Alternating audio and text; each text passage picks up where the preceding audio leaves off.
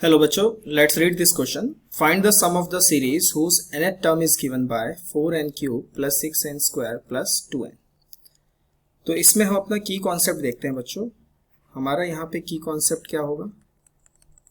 की कॉन्सेप्ट होगा अगर हमें सम ऑफ n टर्म्स निकालना है तो अगर हमें nth टर्म अगर गिवन है तो उसके आगे आप समेशन लगा दीजिए, तो उससे आपका क्या होगा, सम निकल जाएगा. साथ ही साथ समेशन ऑफ n क्यूब आपको पता होना चाहिए, जो कि कितना होता है n इंटू एन प्लस 1/2 इस पूरे का स्क्वायर. वहीं पे समेशन ऑफ n स्क्वायर आपको पता होना चाहिए कितना होता है n into n plus 1 2n plus 1/6. Summation of n आपको पता होना चाहिए कितना होता है n इंटू एन प्लस 1/2. तो अब सवाल में अगर हम देखें तो हमें nth टर्म तो गिवन है. nth टर्म क्या गिवन है? 4n cube plus 6n square plus 2n. सम निकालना है. सम निकालने के लिए जो कॉन्सेप्ट हमने पढ़ा वही देखते हैं. समेशन ऑफ n हमें करना होगा, मतलब summation of 4n cube plus 6n square plus 2n. यहाँ से हमारा एस एन निकल सकता है. तो एस एन हमारे यहाँ पे क्या आएगा?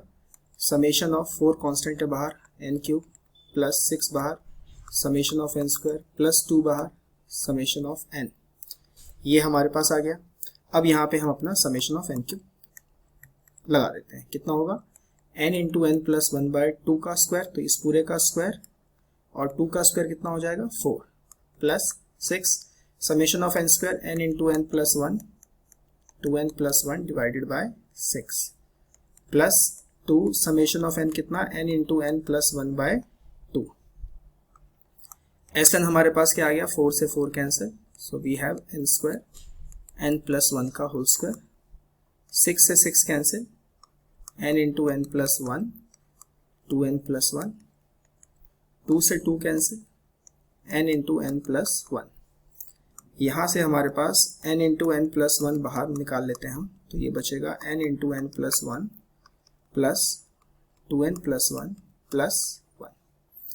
तो एस एन मेरे पास आ गया n इंटू एन प्लस 1. इसको सॉल्व अगर हम करें तो ये हो गया n square plus n plus 2n plus 2.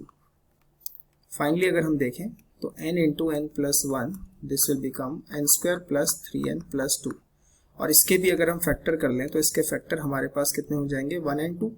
तो ये होगा n into n plus 1 into n plus 1 into n plus 2. Right. तो इसको फाइनली हम ऐसे क्या लिख सकते हैं? n इंटू एन प्लस 1 का whole square into n plus 2. तो ये होगा हमारा final sum. So by using the key concept we had find the sum of the series whose nth term is given to us. I hope you understand it very well. Best of luck.